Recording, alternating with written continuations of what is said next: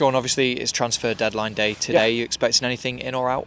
Yeah, a bit of both. I think it's possible we can have one come in. Very hopeful in that. I think the club's working very hard to try and make something happen. And I think we're always ready for something or some of the players to maybe want to do something different in terms of outs. So really ready for both. Yeah, speaking ahead of the Edinburgh Derby, obviously it's your first experience of this game. How much are you looking forward to it? Yeah, really looking forward to it. I think it was disappointing the second half against Livingston. I was very happy with the first half and how we controlled the game, but second half we lost that control. We didn't defend set plays as well as we could have. So we have a perfect game, a huge game to try and put all these things right and give our fans something. Give our fans a performance to be really proud of. Yeah, you'll have watched Edinburgh Derbies Yeah. in the past.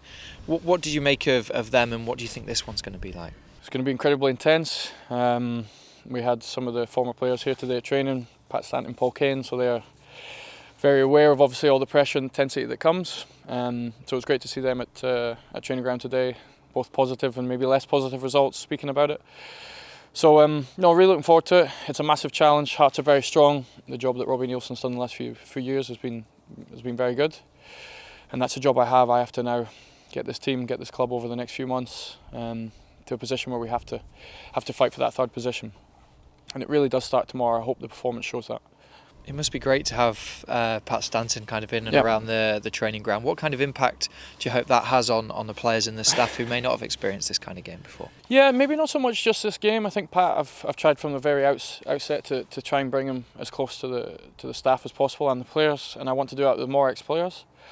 I think the more ex-players we have at the training ground, we can show the current players what they've achieved and what it takes to actually get into certain finals, win finals, third positions, try and scare the top two. I think the more ex-players that we have at the training ground and the matches, the better. Yeah, you mentioned Robbie Nielsen's side. What can you expect from them in terms of style?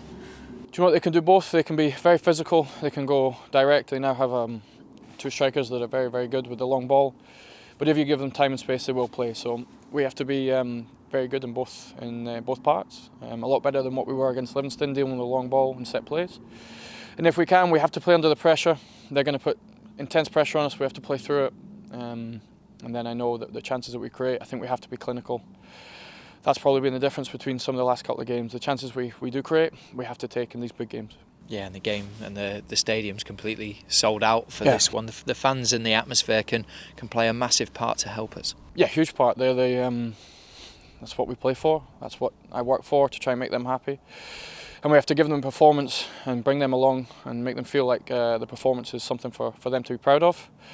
And they'll give us the support. I'm sure they will. They have already. They've shown it in games where we've needed it. Aberdeen at home, my first game.